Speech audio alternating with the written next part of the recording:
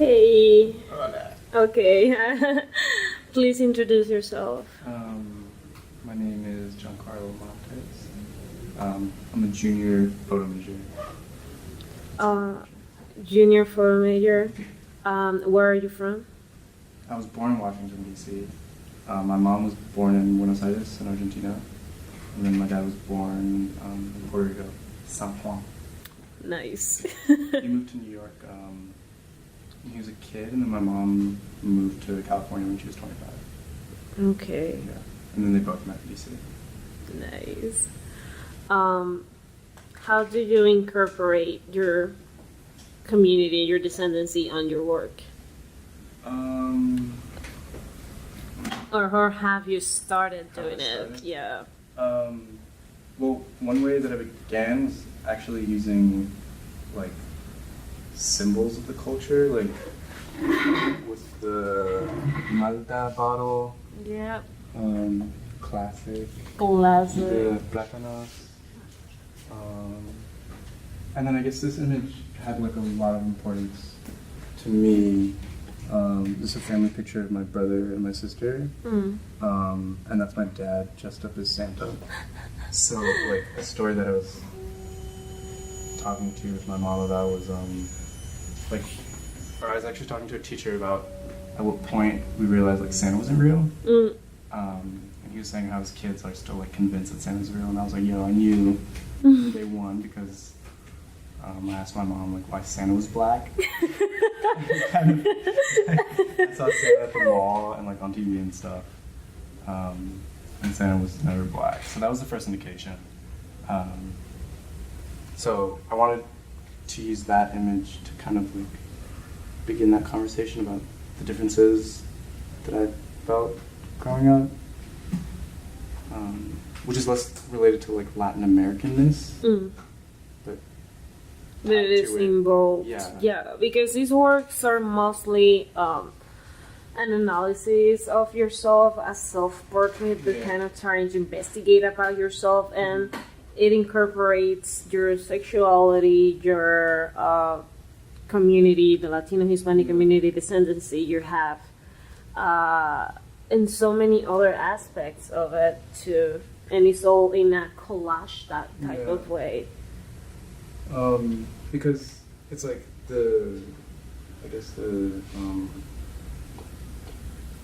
that Santa picture is like points towards like a smaller fraction of it, but the larger thing that I was thinking about was like the part of how I understood myself growing up was by figuring out like what I wasn't. Like I wasn't the kid that brought like PB&Js to lunch, brought like empanadas with like tuna in them, and now it's amazing. But like at the time, it was a huge like shameful thing. It smelled really bad. Yeah. And everyone had like pizza and like Hot Pockets, which is Hot Pocket is kind of like an empanada. Yeah, kind of. Empanadas are better though. So I was like, wait, I'm not actually like the people around me, or there's this thing, like I didn't want to bring people over because like the food that my mom would make us wasn't like the food I would have at their house. Something that's funny that she does, and we always like note it, is like immigrant mentality. She doesn't like Brita filters, so she puts water in like wine bottles, puts it in the fridge, or like I don't know. There's different things that I grew up with that like marked me as different that I like carried into thinking about how to make this work. I think like one of the difference between the people that I have interviewed already and your work is that they work from going to a general context, the Latino community, the people, to an individual topic. When the viewer looks at the picture, he can identify with it. Whereas you go from the individualistic, the personal, the you type of idea, and then you invite the Latino community because it is part of you to go into a general sense. So Do you mean thinking about myself first? Yeah, Before kind considering, like, of. the larger things? Yeah, because when since you're discussing so many things about yourself first, and it's like I can see pictures of men talking about your sexuality, and then the platanos. It's like this collage. You have so many things going on Yeah. with your life, and you want to talk about them all. Whereas people who I have interviewed work more directly with, oh, this is what I want to talk about, and then whatever else is also attached to it, it's welcome to come. Yeah. Which is it's really interesting to go from a individual point of view to a general, because I have never done that. And I think that's also something that that seems like the primary focus to do in photo, or at least in how we talk about it in the department. I want to see if I turn this down. Like,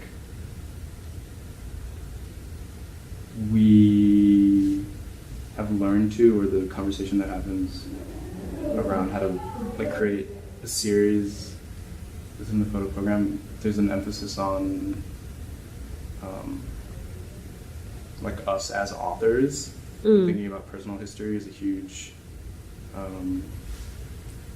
something that's super informative of how the project is made. So I think that's partly due to just like being a photographer here specifically, but also mostly like where my interests lie. Like, it's hard, and that's interesting because I was making a project and I was photographing like Latin American gay men in their homes 2 years ago, and I guess like I went into the project thinking that I was going to get a very specific answer out of it, and I thought, okay, by photographing them, I'm gonna, and by talking to them, I talked to them for like 9 hours each, and then like many times I would go and talk to them and photograph them. I think I expected them to like share the same story of like, I've been oppressed by like Latin Americanness, and like the machista thing has like really like damaged my psyche. Wow. This is what I discovered, and I was like, okay, shit, that's not my own story. I'm definitely like projecting onto these people, maybe. So I found that like by addressing myself first, it was a more direct way to come to a conclusion rather than working the other way around. And then like this picture specifically, we're gonna have another picture that's not here in like a locker room. This comes out of like a personal story. This comes out of a personal story and trying to like recreate it in a way. Like when you're a kid, something that was hugely informative to me was like figuring out what bodies I was looking at. Because I wasn't like in this scenario when I was like 7, I wasn't looking at her body or like her body. Like I was all the way back here on this guy. So that was like the first indication being like, oh damn. Yeah, and you mentioned that before, like this was such a special place because it is the place where you start noticing bodies for the first time. When people expose themselves and you kind of start noticing, pointing out like, oh, I'm attracted to this and not this. And a lot of it, I think, has to do with when you start to become like more vulnerable, like either when you're undressing or when you actually have to like confront and explain like your desire, because you don't do that when you're 11, I don't think, in a very direct way. But when everyone's 13 and horny, you're like, okay, I actually don't want to go hook up with Jennifer. So I don't know, there's a process of like, oh, this is not what I want. So it was a problem of like is rejection, like eliminating things. You had all the information and you just start taking out of it to have to and kind of start discovering yourself as you're taking things out. Yeah. Well, and that taking things out has to do with the fact that like the cultural like popular not the popular, the hegemony, whatever. it's white and it's, and it's straight. So you like describe yourself using like white straight terms. Like, And then like maybe not terms, but like thought processes. Like the wanting like pizza and PB&J versus empanadas. Because like pizza and PB&J are the standard. I And because, like, understand. and like the immigrants and like gay people aren't part of that. Yeah, it's kind of like You view yourself through, like, minority. You're like minority square. yeah, I don't really like that because it's like who's more of a minority. Like, no, I don't think that's what. No. But I think you, yeah. It has to do with figuring out what you're not because you're in a space where you're on the outside more so than you are on the inside.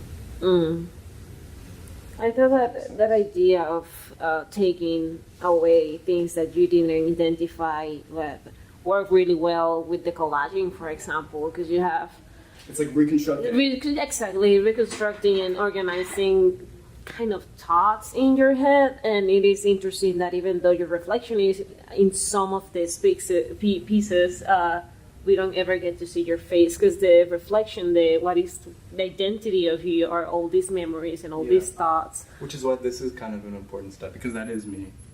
There There we go. Yeah. And that's something I noticed that I wasn't actually like showing myself. Yeah. And I wanted to. But I guess the collages are a way for me to like explore these things a little more complicatedly because I'm starting to use like images within like the gay community as well, not just.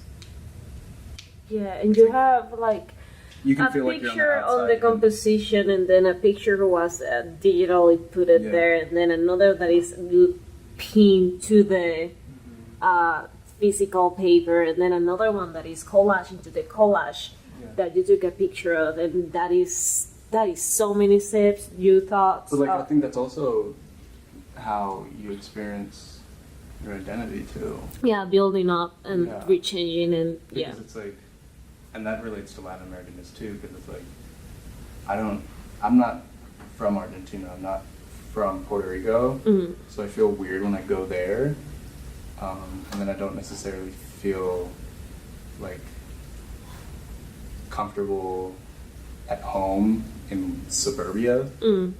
Like I guess like this community is where I feel most comfortable because that's many the one people would you share grew that up. Yeah. sentiment.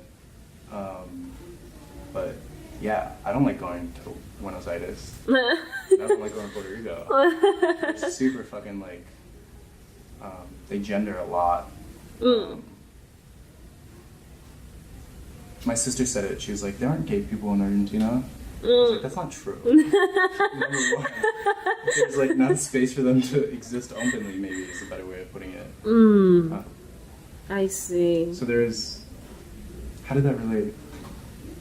Well, there is that idea of Constructing. Yeah. And like adding. And like needing to construct out of necessity, but also just out of circumstances. Being like the kid of an immigrant or being like on the outside in whatever way yeah, kind of asks for you to do that. yeah. Like no one's giving you a textbook. There is also like the fact that you have in your skin and in your, I don't know, physique, the features of a Hispanic person that you don't identify with the Hispanic community because you have never lived there. Yeah. So there is this kind of disconnection with the community.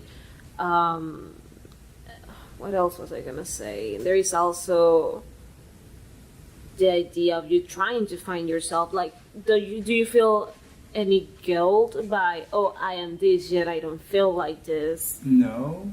But I think that's specifically like how my mom has raised me.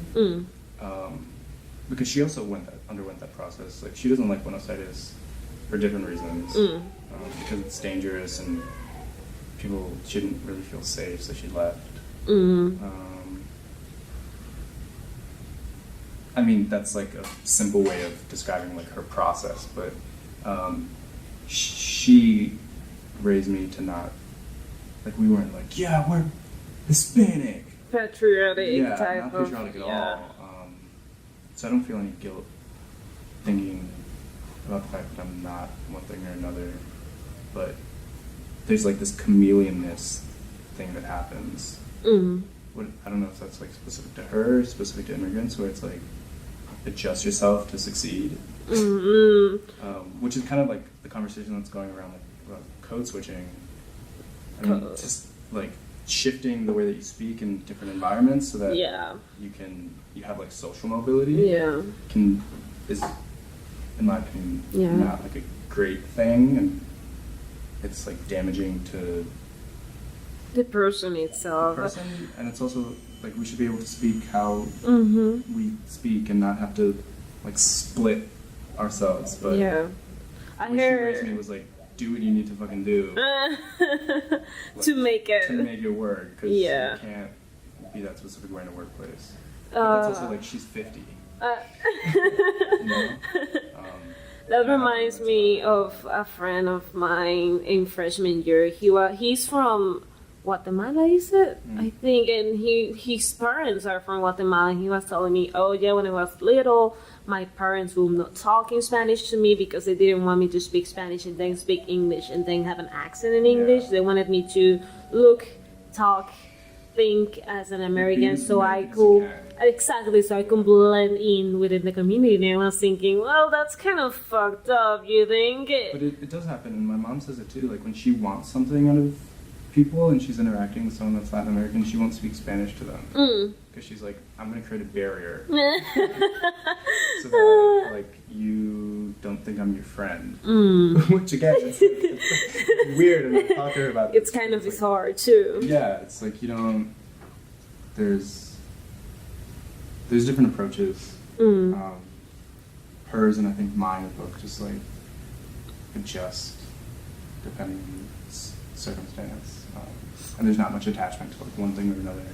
How do you think your work talks about that adjustment that you go through, and also how do you think your viewers, let's say a Latino gay person who looks at your work and let's say feels patriotic about their country, will look at it and think when they look at this work? So when I was doing the project 2 years ago, I was talking about them and I was telling them that I wanted to name the project Pato, which means duck. You know that, but like that's a term that my grandfather would use to describe me because I was like effeminate. And ducks and gay men apparently walk the same because they both like women take it in the ass. I don't know. It's like a relationship between like ducks walk and like the experience of gay people. Weird. So I was telling some people and they're like, I don't like that. I don't want to be part of this like part of this project because that's offensive. So I didn't have like a strong emotional experience with it, but not an emotional attachment to the word. It didn't make me feel any type of way. But I think for them, it was like disruptive. And I think that comes out of the fact that there are like multiple experiences and not just one. But what was the question? Well, there is that one of what if your audience, like in a specific audience, Hispanic, Latino audience, look at your work, what do you think they will think when they look at it, or what do you want them to get out of it? Yeah. Well, I don't think it's specifically like tied to like a cultural or ethnic or racial background. Which is something that I want to think about. I don't know if that's something that could benefit the work or not. Yeah. But it is implied because you do have these icons in your pieces because whether you like it or not, exactly, whether or not you're like involved with them, even though you don't really have a strong relationship with them. So those are things that your audience will also pick up, and if they have a relationship with them, they will respond to them. Yeah. And I guess the question is like how to manage that more directly, like the response with the imagery that I'm using. Because I guess like this was just like part of the collaging. Yeah. In the same way that I like taped the pictures on. But I don't know how it's like that and Platanos were both. Well, there is with also the like thing that constructed. you might be like, oh, this is part of my life, but you don't necessarily think of them as Latino, Hispanic representing. They're just like common objects of your daily life. Yeah, definitely. Because for me, for example, it is different because I came to this country and there was so many new things I did not know about. So whenever I look at a Malta or Platanos, I will feel relaxed that I can identify them. Like, oh, I know that now. I can like breathe out because there is something I can relate to. So those objects are pretty important to me. But these are just like these are normal objects to you, which is an When did you interesting. move? 5 years 5 ago. years ago. Yeah. How old were you? Like 15. 15? Mm-hmm. Yeah. Like, that's a huge shift. That is, Experience as a yeah. 15-year-old. And also coming like in the adolescent years Yeah. where everything is already kind of messy, to have a bigger mess to experience. Yeah. I mean, Spanish was my first language, so the small transition that I had to go through was like learning English in the first grade. That was kind of it. And then I learned English, or maybe preschool. I learned English and then forgot Spanish, so I've been relearning Spanish. But I assimilated really quickly, and I also didn't have to do too much assimilation because I grew up in Maryland, or in DC and then Maryland. Yeah. Yeah, and I think it's interesting that like when that shift happens is really important. Mm-hmm. Well, there is also that the people like you who do not have that shift and they're just like living it, and you talk about you adjusting. So it's kind of you not belonging to to a specific place, but being like a chameleon, being able to like transform and change depending on what you need. How do you feel that talks in your work then? I think maybe because I'm not actually making the decision to emphasize like one thing or another, like the Latinness or the Americanness. I mean, I'm emphasizing now like the queerness, but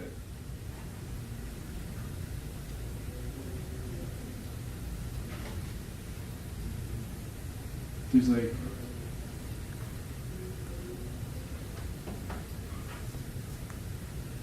I can switch in social spaces, not really.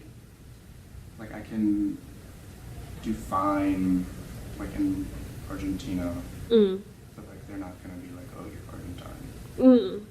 Because when I start speaking, tengo un acento, y like it's not. I sound good, like a foreigner. But in the U.S. I don't. Well, there is that thing that American people don't really. You have so many type of people, so many immigrants, like growing as American and having descendancy of American people who have their descendancy. So we are a bunch of like, how to explain it? We're Americans from different places. But I think a lot of people experience that. Yeah. And I don't think that's specific to like Latin American people or No, yeah. minorities. I think it happens really complicatedly for everyone. Because again, like cultural images, Yeah. like the ones that I included, like the like 80s like workout guy, or the like porn image, like those aren't. I don't think those are ever like fully realized by anyone. They're like false, not false, but they're like images that someone was trying to fulfill that aren't ever. How so? Like, okay, so this, I'm gonna go on a quick tangent. Like, the gym rat body that's like popular in gay culture came out of the AIDS crisis in the 80s. Because like, if you had AIDS, you can keep weight on. You can actually like look buff. So it was a way for gay men to differentiate like who's contracting the disease and who wasn't. Meaning who's sick and who's sick and who's healthy. wow. So like if you're healthy, you're huge. Okay. And if you're not, you're like skinny. So that's like, I mean, and that kind of came out of other things beforehand. It's more complicated than that. But like that image is influenced like how people make porn. How like tons of gay kids like understand like the right body. How I understood like the right body. Has influenced like my own desire and like what I look for in someone. But those images are like realized by like a small margin of people. So it's kind of like this false like chase towards the ideal.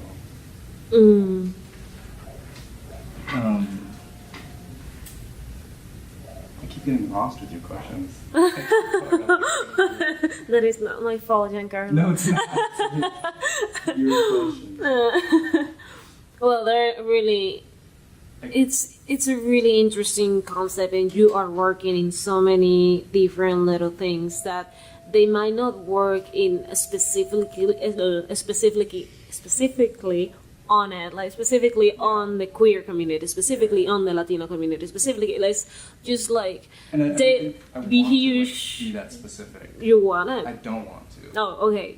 Exactly. It's like that big collage that is, I'm gonna say like I'm an American person, because even when other countries, I feel that there is some kind of identity that we develop from being to that country. Like, and there is something about me being Dominican that is different from a Dominican person born and raised here. Because I don't know, I think the culture in the United States is more you have to be nothing and you have to take everything to work out perfectly. For Latin American people. Oh, For Latin American people. for everybody, I think, because I think there's such thing as American culture though. American culture. I don't think there is no There's no such thing as American culture. American You think culture it's a is huge just fucking like everyone's nothing. They steal from other places, then they don't name it, so it's No, not I mean even that you can consider like American. the stealing. Yeah, Like- totally. Like A bunch of thieves. That's what you whatever, are. like, tacos. Or Yeah. Or like what we eat. Yeah. Fucking It's tacos. like being able to like go out and eat tacos one day and the other day eat sushi or curry or whatever type of food and be okay with it without any type of like barrier or limit or remorse. Oh. well that, and also because in DR I never ate something like Indian food or sushi. That was way too expensive for me to eat. So in here you have the ability to access to all those type of things and still not being from that culture and still be part of it. Yeah. So it's kind of belonging like- to everything, it, like, belonging to nothing. It like delineates. It makes like what you consider your own hard to track. Yeah, exactly. Which is why I like collage, because it's like Literally pasting and the, like, putting the, together. like, Yeah. crunching stuff. But like this like body of work, like I didn't want these like most of the pictures are of men. This is of a straight couple. That's like a mom and daughter. I don't want it to be like I want it to come out of my own experiences, but I also want it to speak more broadly towards how like desire and intimacy. It's the like, more produced. general idea. Yeah. And I can speak towards gay desire or my own desire and like intimacy, but I guess it's a starting point more than it is. Well, there's definitely the general idea, because when we look at this picture, depending on the type of person you are, sexually, it's pretty much depending Like, on the who are you viewer. gonna look at? Exactly, Yeah. you're gonna be looking at it, and you're gonna be looking at somebody, or specifically or differently, Yeah. depending on who you are. So it's So, like, is pretty. he sexy to you or no? Yeah. It's I think so. Yeah. That's also- Yeah, that is really good for body of work to be open for everybody and variable depending on the type of like experience they might have with the object. Yeah.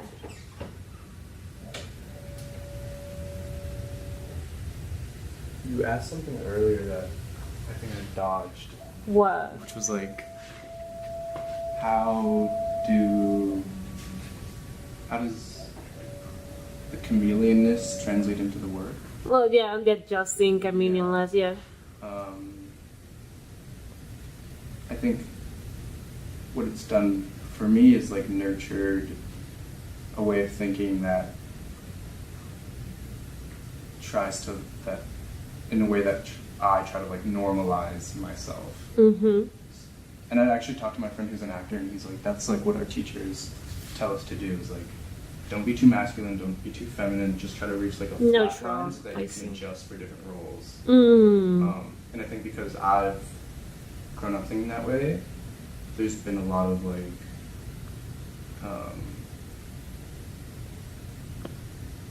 like actively trying to shift what I like feel. And I mean that in a, I guess like a direct example was like when I was a kid, I tried to control like where my like this was too gay for me, so I had to put it down. Or like I didn't want to like stand like this because this wasn't like this is how a man stands. Yeah. So trying to the follow. chameleonness was me, came out of like anxieties around being gay, but it also came out of trying to just be following, flat. So I guess what I'm thinking about now is, and what I've been doing recently is like undoing those things. So that that's something that we can definitely look at your work about. I was about to mention. Yeah, like what has influenced me, and what is like what's directly like molded how I think of myself. And I think a lot of it has to do with like the gym we're at, and like the like buff body, but also like the manda and the platanos, and the like the bathroom and like the hot guy and like how easy sex should be. That is really interesting. So, yeah, by like me trying to be a chameleon, it's forced me to think about why I shouldn't be. Yeah. I think it's like helpful and it's a tool, but it's ultimately like damaging. Yeah, it does damage. Yeah. That is really interesting. That's trying to jump out of the stereotypes and the gender roles and all the rules and limits you've been forced to live by in order to successfully live in society, and then you're trying to take all that corrupted and suppressed facets of yourself and just directly just like throwing them onto a canvas. So you have all these things that are you, and you have not being able to expose use on a wall, maybe perhaps helping people to also. And I think it's worth saying for other people, and I know I feel this way, it's like when I see a representation, a gay person that's not like, great. I'm like, oh shit. Like, that was important for me when I was like 12. And I think it takes like rejecting the chameleonness. Because ultimately what that is just appeasing what's considered like normal. And by doing that, it's the fucking same cycle. And at the same time, you're also trying to make all these things look normal. Yeah. You don't want them to look, oh, this is like what you should like look at it and be, yes, I'm sorry. You just want it to be like normal. This is how I experience it. Yeah. This is about to shut down. Well, I think this is great. We reached the time too. It's 1 hour and 38 minutes. Okay. This was Giancarlo. Thank you so much. Thank you. Was this record the whole time? Wait. I just pressed Yeah, it. it's